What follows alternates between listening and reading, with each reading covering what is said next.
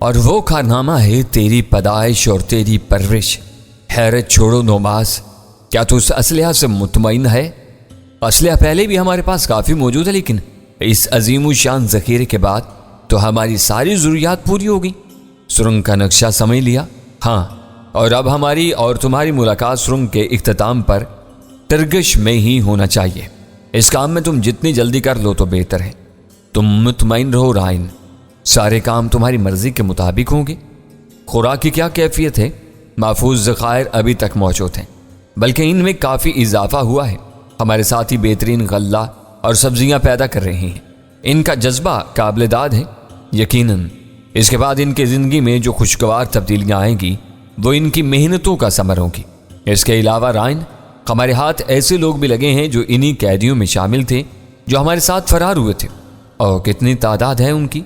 20 آدمی تھے۔ کہاں مل گئے؟ ویرانوں میں بھٹک رہے تھے، موت کے نزدیک تھے۔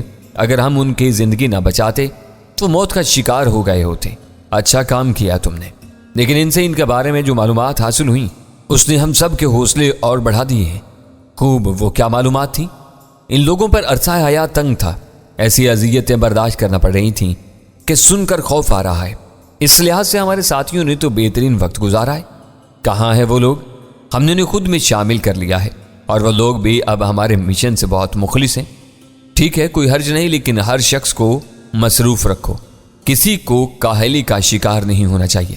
وہ سب کاشت کر رہے ہیں۔ ٹھیک ہے نوماس، کوئی اور سوال؟ نہیں، میری ہدایت پر تم نے غور کر لیا ہے؟ ہاں بخوبی، اور تم یہاں کے معاملات سے بے فکر رہو۔ مجھے یقین ہے کہ تم کوئی ناقابل یقین کارنامہ انجام دینے میں مصروف ہوگے۔ بہرحال میں بذریعہ سرنگ ٹرگش پہنچ رہا ہوں۔ نماز کی یقین دہانی کے بعد میں وہاں سے چل پڑا۔ 5 ساتھی ہمارے ساتھ تھے اور ہم نے ان کی حالت خستہ بنا دی تھی، اور اب ہم ٹرگش واپس سفر کر رہے تھے۔ میرے ذہن میں ایک اور خیال بھی تھا جس کا تذکرہ میں نے ارغماز سے کیا۔ ارغماز، کیا اسلحے کی گمشدگی کا راز کھل گیا ہوگا؟ اوہ ممکن ہے۔ کیا ان کا شبہ ہمارے اوپر بھی جا سکتا ہے؟ ناممکن، پھر وہ کیا سوچیں گے؟ دوسری بات ہے کہ اسے باغیوں کی حرکت سمجھیں اور تحقیقات کریں کہ ٹرگش میں باغی کہاں سے گھسے۔ اس صورت میں تو ہم محفوظ ہیں، 100%، ہمارے لیے کوئی خطرہ نہیں ہے۔ ارغماز نے مطمئن لہجے میں کہا، اور پھر میں نے اسے مزید تفصیلات بتانے کا فیصلہ کیا۔ اس کے علاوہ میں ایک اور انکشاف کرنا چاہتا ہوں۔ اوہ، اب اور کوئی انکشاف باقی رہ گیا ہے کیا؟ مجھے تو آج تک حیرت ہے کہ باغیوں کا عظیم سربراہ میرے ساتھ ہے۔ ارغماز نے تحیر خیز انداز میں مسکراتے ہوئے کہا، نہیں، وہ بات میری ذات سے متعلق نہیں ہے۔ پھر محل کی ایک بات ہے، لیکن میرے خیال میں تم خود بھی اس سے لا علم ہو، ورنہ اس کا تذکرہ ضرور کرتے۔ ایسی کون سی بات ہے؟ تم نے کبھی مجھے پرسیفون کے بارے میں نہیں بتایا۔ پرسیفون؟ ایبنوس کی ماں؟ ہاں، اس کے بارے میں کوئی قابل ذکر بات ہی نہیں تھی۔ کیا وہ زندہ ہے؟ ہاں، اور محل کے ایک گوشے میں رہتی ہے۔ کیا وہ گوشہ نشیں ہے؟ ہاں، اس نے خود ہی یہ زندگی اختیار کی ہے، لیکن اس کا بیٹا ایبنوس اس کا پورا خیال رکھتا ہے، اور اس نے اسے محل ہی کے ایک حصے میں رکھا ہوا ہے۔ کیا ایبنوس اس سے ملنے جاتا ہے؟ یہی سنا ہے کہ وہ اپنی ماں کی خدمت میں حاضری ضرور دیتا ہے۔ تمہارے کسی سپاہی نے تمہیں اس حاضری کی تفصیل نہیں بتائی؟ نہیں، کوئی خاص بات ہے؟ ارغماز کی آنکھوں سے تجسس جھانک رہا تھا، لیکن میں نے اس بات کا کوئی جواب نہیں دیا اور ایک اور سوال داغ دیا، کیا ایپیٹس اپنی بیٹی سے ملنے کبھی نہیں جاتا؟ ایپیٹس؟ ارغماز نے چونک کر پوچھا۔ نہیں، میرا خیال ہے وہ اس سے نہیں ملتا۔ لیکن کیوں؟ وہ بیٹی سے خوش نہیں ہے۔ شاید اس کے ذہن میں یہ بات ہے کہ پرسیفون کی وجہ سے اس کی حکومت چھن گئی تھی۔ کیا اسے اس سے محبت نہ ہوگی؟ ایسی بات بھی نہیں ہے، لیکن وہ اپنے ہی جوڑ توڑ میں مصروف ہے۔ اسے باغیوں کا بھی خوف ہے، اس لیے وہ ہر وقت جاگتا رہتا ہے۔ تو پھر وہ ضرور لا علم ہوگا۔ کون سی بات سے؟ وحشی درندہ 100% جانور ہے۔ میری سمجھ میں نہیں آتا کہ وہ انسان کی اولاد کس طرح ہو سکتا ہے۔ یعنی گوریلا اپنی ماں کو صرف عورت سمجھتا ہے، اور پرسیفون کا بدن اس کے ناخنوں کی خراشوں سے بھرا ہوا ہے۔ وہ مجبور ہے اور گوریلے سے سخت نفرت کرتی ہے۔ کیا؟ ارغماز کا منہ حیرت سے کھلا رہ گیا۔ ہاں ارغماز، ظاہر ہے کہ ایک جانور سے اس سے زیادہ کیا توقع رکھتے ہو، اور یہ تمہاری اس دنیا کا سب سے المناک پہلو ہے۔ تم تابع ہو اس کے جس کی چیرہ دستیوں نے تحت الثری کا مستقبل تاریخ کر رکھا ہے۔ وہ صرف ایک جانور ہے، انسانوں کے صفات رکھنے والا جانور۔ بڑی بھیانک بات کہی تم نے رائن، ایسی خوفناک بات کہ اگر ٹرگش کے لوگوں کو معلوم ہو جائے تو ایک طوفان کھڑا ہو جائے۔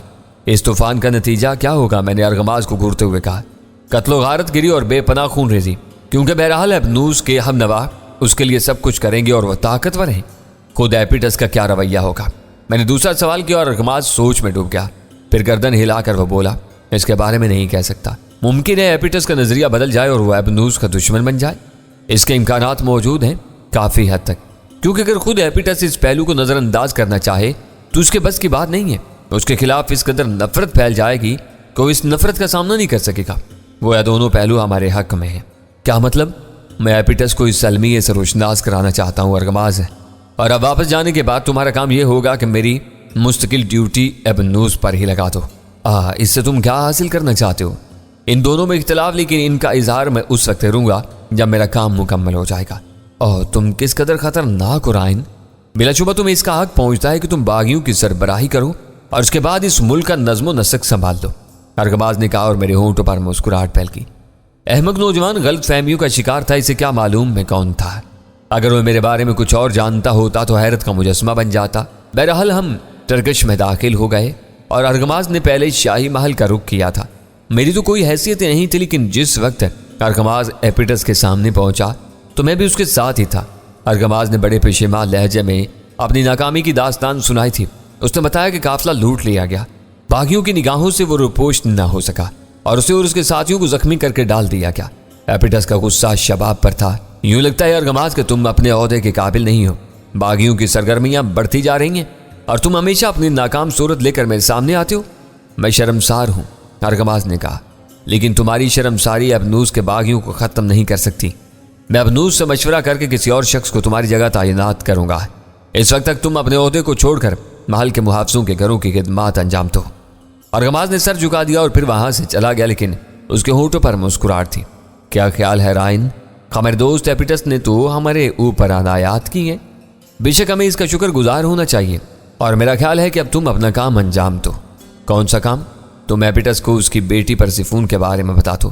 یہ ایک دلچسپ کام ہوگا، لیکن اب تو تمہاری خدمت بدل چکی ہے ارغماز۔ کیوں نہ یہ کام اب تم کرو؟ ظاہر ہے تم محل کے محافظوں کے نگران بن گئے ہو، اور جیسا تم کہو، ارغماز نے کہا، اور ہم اس سلسلہ میں لاہے عمل مرتب کرنے لگے۔ اسلحہ خانے سے اسلحے کی چوری کی بات ابھی تک منظر عام پر نہیں آئی تھی۔ بہرحال ارغماز نے محل کے نگران کی حیثیت سے معاملات سنبھال لیے۔ میں حسب معمول گوریلے شہنشاہ ایبنوس کا خادم بن گیا تھا اور مستقل طور پر اس کی خوابگاہ میں تعینات تھا تاکہ اس پر نگاہ رکھوں، اور بلا شبہ اس گوریلے کے کارنامے بے حد گھناؤنے اور قابل نفرت تھے۔ مجھے اس کی ذات سے بے پناہ گھن آنے لگی تھی، اور میں نے یہ بات بخوبی محسوس کی تھی کہ دوسرے پہرے دار اور محل کے دوسرے بے شمار لوگ اس سے بے پناہ نفرت کرتے تھے۔ وہ اس کی رعیت میں تھے لیکن خوش نہیں تھے۔ نوجوان اور نوخیز لڑکیاں گوریلے کی خوابگاہ میں پہنچائی جاتی تھیں، اور اس کے بعد یا تو ان کی لاشیں برآمد ہوتی یا پھر وہ اس حالت میں ہوتی کہ ان کے جسم لہو لہان ہوتے۔ بڑی دردناک کیفیت ہوتی تھی ان کی، اور اس کے بعد جب ایبنوس اپنی خوابگاہ سے برآمد ہوتا تو دل چاہتا کہ اس کے بدن کے ٹکڑے ٹکڑے کر دیے جائیں، لیکن ابھی کچھ وقت باقی تھا۔ سارے کام آہستگی سے کرنا تھے۔ جہاں تک میری ذات کا تعلق تھا، میں اگر چاہتا تو یہ سارے کام کر سکتا تھا، لیکن بات صرف اس گوریلے کی نہیں تھی بلکہ تحت الثرا کی پوری حکومت کو تبدیل کرنا تھا، اور اس سلسلے میں بہر صورت اس کم بخت جانور کے ہمدرد کافی تھے، نہ جانے کیوں۔ میں نے محسوس کیا کہ گوریلا حسین ترین لڑکیوں کے درمیان رہنے کے باوجود پرسیفون سے خاص رغبت رکھتا تھا۔ اس کی وجہ میں نے محسوس کی تھی، جو شاید یہ تھی کہ گوریلا جب بھی مجھے کسی پریشانی کا شکار نظر آتا تو پرسیفون کے کمرے کی جانب چلا جاتا تھا۔ بعض اوقات یہ بھی ہوتا تھا کہ کوئی خوبصورت حسینہ اس کی خوابگاہ میں بیٹھی اور تھوڑی دیر بعد واپس آ گئی۔ معلوم ہوا کہ ابھی اس کی بدنصیبی کے دن نہیں آئے، اور میں نے اسے پرسیفون کی خوابگاہ کی جانب جاتے دیکھا، اور ہوتا اس وقت یہی تھا کہ خادموں میں سے ایک خادم ضرور اس کے ساتھ پرسیفون کی خوابگاہ میں رہا کرتا تھا، لیکن اس بات کا مجھے بالکل بھی اندازہ نہیں تھا کہ وہ ایسا کیوں کرتا ہے۔ بڑا ہی گھنونا کردار تھا پرسیفون کے اس گوریلے کا، جس کا نطفہ ایک غلام کوزال کا تھا، اور میں نے بارہا محسوس کیا کہ پرسیفون اب اپنی اس حرکت پر کس قدر پچھتاتی ہے۔ اس دن گوریلے کی ذہنی کیفیت زیادہ درست نہیں ہوتی تھی، اور میں نے محسوس کیا کہ وہ پریشان ہے۔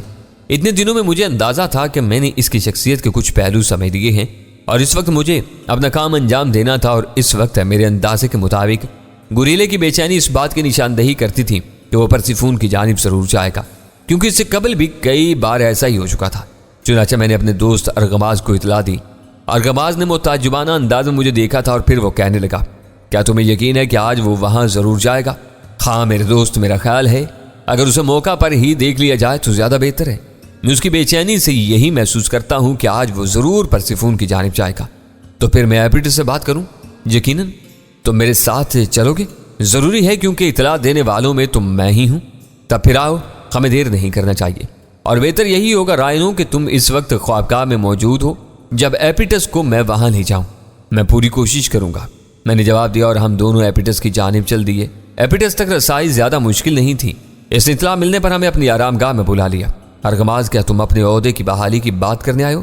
لیکن میں اس سلسلہ میں کٹالی کا انتخاب کر چکا ہوں، اور میں نے اسے ہدایت بھی دی ہے کہ وہ باغیوں کی سرکوبی کے لیے انتہائی اقدامات کرے، اور تم اب اس کا نتیجہ دیکھو گے۔ ایپیٹس زیرک اور دانش مند ہے، اور اس کے جو فیصلے ہوتے ہیں وہ تحت سرا کی بقا کے لیے ہوتے ہیں۔ چنانچہ ابنوس کے وفادار کی حیثیت سے ہر شخص پر لازم ہے کہ وہ ایپیٹس کے فیصلوں کی اطاعت کرے، اس لیے مجھے جو منصب بخشا گیا ہے وہ میرے لیے کم نہیں ہے، اور میں اپنے پرانے منصب کی بحالی کے لیے نہیں آیا۔ پھر کیا بات ہے؟ ارغماز کے الفاظ سے ایپیٹس کا رویہ نرم نظر آنے لگا۔ اس سے قبل میری توجہ باغیوں کی جانب مبذول تھی، لیکن محل میں آ کر میں نے حسب استطاعت محل کے حالات کو برکا ہے، اور اس وقت میں ایک دردناک اطلاع لے کر تیرے پاس آیا ہوں ایپیٹس، اور یہ میرا فرض تھا۔ دردناک اطلاع؟ ایپیٹس نے چونک کر پوچھا۔ ہاں، ایپیٹس کی غیرت اور وطن دوستی میری نگاہوں سے چھپی ہوئی نہیں ہے۔ ایبنوس اس کا نواسا ہے، لیکن میں جانتا ہوں شاہی وقار اور دبدبا اسے ایپیٹس نے ہی عطا کیا ہے، اور ایپیٹس اس کا نگراں ہے۔ لیکن میرے علم میں کبھی یہ بات نہیں آئی کہ ایپیٹس نے بذات خود اپنے اجداد یا تحت السرا کے قانون یا عزت و حمیت کے قانون کی دھجیاں اڑائی ہوں۔ ہاں، یہ حقیقت ہے، ہم نے ابنوس کے معاملات میں مداخلت نہیں کی، لیکن خود کبھی تحت السرا کے قوانین کو عمدہ نہیں کہا۔ اس لیے مجھے یقین ہے کہ اس معاملے میں ایپیٹس کو اطلاع نہیں ہے۔ کس معاملے کی بات کر رہے ہو ارغماز؟ بات کو الجھائے بغیر صاف صاف کہو۔ ہمارے اس خادم کا نام ایپک ہے۔ یہ میری جانب سے ابنوس کی خوابگاہ میں تعینات تھا۔ ارغماز نے میری طرف اشارہ کیا۔ تو پھر تمہارے اس خادم نے ایسی کیا بات دیکھی جس سے تم نے محسوس کیا کہ تحت السرا کا قانون زخمی ہوا ہے؟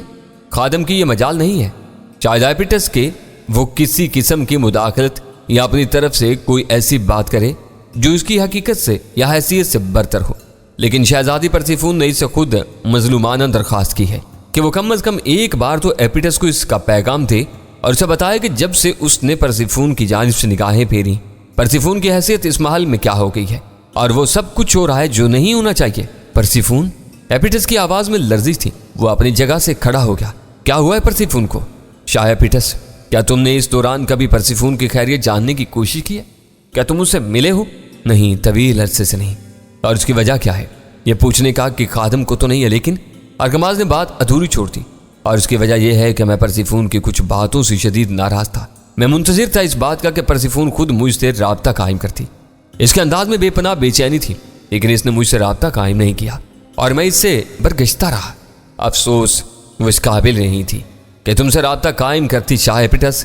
ارغماز نے کہا، کیوں، ایسی کیا بات ہوئی؟ تمہیں شاید اس بات کی اطلاع نہیں ہے کہ شاہ ابنوس بعض معاملات میں انسانوں سے کتھیں مختلف ہے۔ مجھے اندازہ ہے۔ پھر جب تمہیں اندازہ تھا شاہ ایپیٹس، تو کیا تمہیں معلوم ہے کہ تحت السرا کی تاریخ میں کبھی کوئی ایسا واقعہ ہوا کہ کسی شہزادی کے بطن سے پیدا ہونے والا بچہ اسی کا رشتہ ذہن سے مٹا دے اور اسے بھی ایک عورت سمجھے؟ کیا کہہ رہے ہو؟ شاہ ایپیٹس کی آواز میں خوف کے آثار تھے۔ ہاں، میرا یہ خادم اپنی نگاہوں سے وہ درندگی دیکھ چکا ہے جس کے نشانات پرسیفون کے بدن پر کسی ثبوت کی مانند موجود ہیں۔ اس کا پورا جسم زخمی کیا جا چکا ہے، اور وہ وقفوں سے اور اس کے بدن کی سرخ خراشوں میں اضافہ ہوتا چلا جا رہا ہے۔ اس کی وجہ وہ وحشت خیز سلوک ہے جو ایک درندہ ایک شہزادی کے ساتھ کرتا ہے۔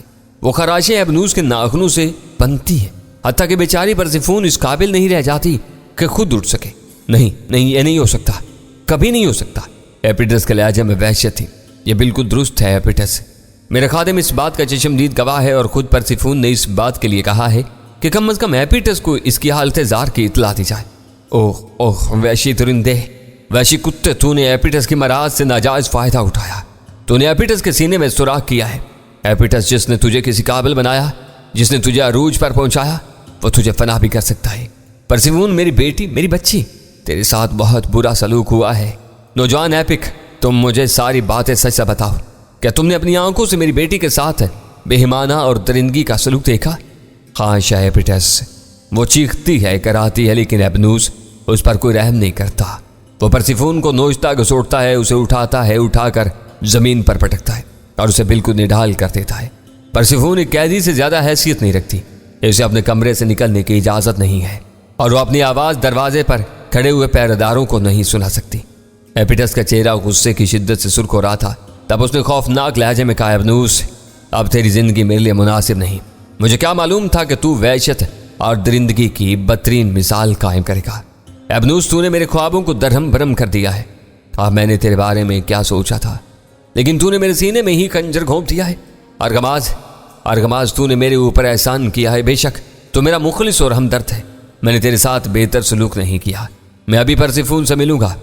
میری بچی کس اذیت کا شکار ہے۔ ایپیٹس غصے اور رنج کی کیفیت سے نڈال ہو گیا تھا۔ کیا ایپیٹس میری ایک درخواست ہے؟ کیا؟ اس نے غم زدہ سے لہجے میں کہا۔ ابھی آپ انتظار کریں۔ کیا انتظار کروں؟ اگر آپ کچھ انتظار کریں تو بہتر ہے۔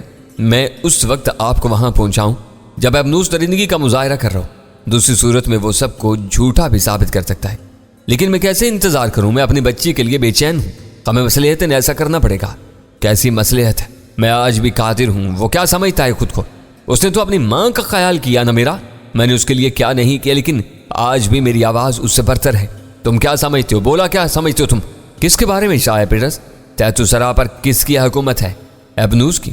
دوسروں کی طرح تم بھی احمق ہو۔ ذرا بھی سمجھدار ہوتے تو سمجھ جاتے ابنوس ہوتا کون ہے۔ ایک وحشی، صرف ایک جانور جسے میں نے انسان بنایا۔ جب وہ اپنی حیت نہیں بدل سکا تو اور کیا کر سکتا ہے؟ نہیں، ارغماز تحت سرا پر آج بھی میری حکومت ہے اور اس کے وفادار میری قوت سے نہیں ٹکرا سکتے۔ شاہ بہتر جانتا ہے، لیکن میں تمہاری بات مانوں گا خادم۔ جاؤ اپنا کام انجام دو، اور ارغماز تم میرے ساتھ رہو۔ میں اسی حال میں وحشت میں دیکھنا چاہتا ہوں۔ میں نے سر جھکا دیا اور پھر میں واپس ابنوس کی خوابگاہ پر آ گیا۔ وحشی درندہ گھرا رہا تھا اور پھر زیادہ دیر نہیں گزری تھی کہ وہ آندھی اور طوفان کی طرح باہر نکلا۔ اس کے انداز میں وحشت تھی۔ تمام خادم مؤدب ہو گئے۔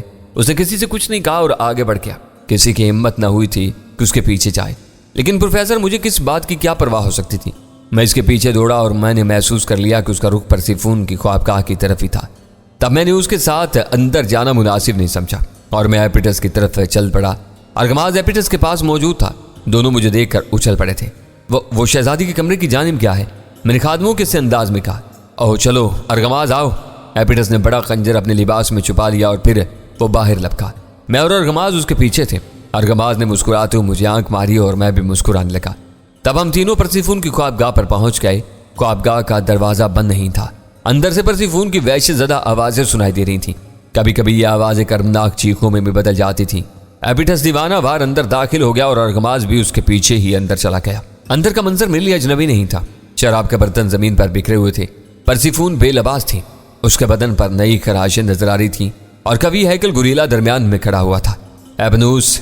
ایپیٹس کی آواز سنائی دی اور گوریلے کے اندر ایپیٹس کی آواز سے ایک نمایاں تبدیلی نظر آئی۔ وہ پلٹ کر ایپیٹس کو دیکھنے لگا اور پھر اس نے مجھے اور ارغماز کو دیکھا۔ ایپیٹس آگے بڑھ گیا اور اب وہ گوریلے کے مقابل نظر آ رہا تھا۔ ابنوس یہ تو ہے؟ ایپیٹس نے کہا اور اس وقت پرسیفون آگے بڑھائی۔ صرف اسے دیکھ رہا ہے ایپیٹس؟ مجھے بھی تو دیکھ، یہ میں ہوں، اس نے بپرے ہوئے لہجے میں کہا اور اس کا بے لباس بدن دیکھ دیکھ کر ایپیٹس کی آنکھیں جھک گئی۔ مجھے نہیں معلوم تھا پرسی، میری بچی، مجھے نہیں معلوم تھا۔ ابنوس! اسے نہیں معلوم تھا، سمجھا تو؟ میرے بچے، میرے بیٹے، اسے کچھ نہیں معلوم تھا کہ اس کی بیٹی کس حال میں ہے۔ میرے نزدیک آ، اسے بتا کہ تو میرے ساتھ کیا سلوک کرتا ہے۔ دیکھ میرا بدن تیرے لیے ہے۔ ایپیٹس کو اپنی قوت کا مظاہرے دکھایا ابنوس۔ اس نے گوریلے کو جھنجھوڑا، لیکن ایپیٹس نے پرسی کو پکڑ کر اور اپنی طرف گھسیٹ لیا۔ جنگلی کتے، تو نے یہ بھی نہ سوچا کہ یہ میری بچی ہے؟ وحشی جانور، مجھے نہیں معلوم تھا کہ میرا لگایا ہوا پودا اس قدر زہریلا بن جائے گا۔ اور اب مجھے بتا میں تیرے ساتھ کیا سلوک کروں؟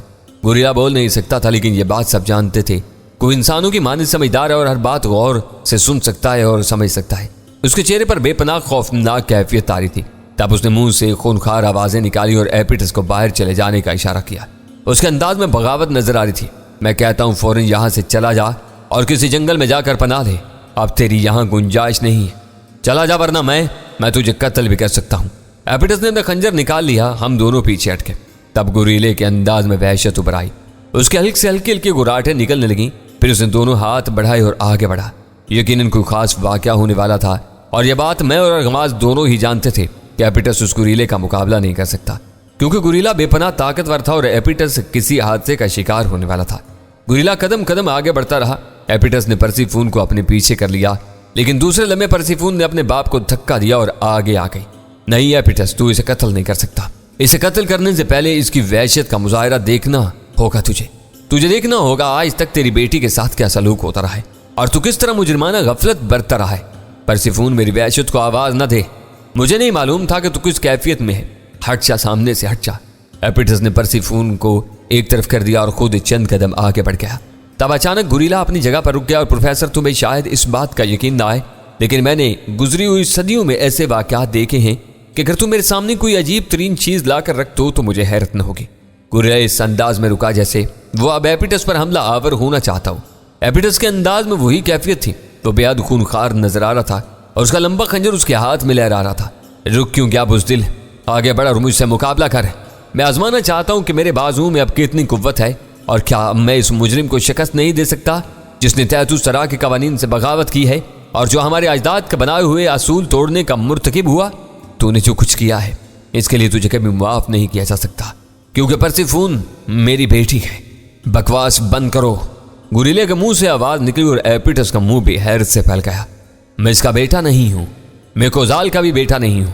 میں کون ہوں اس کے بارے میں اس وقت بتاؤں گا جب تم زندگی کی آخری سانسیں لے رہے ہوگے۔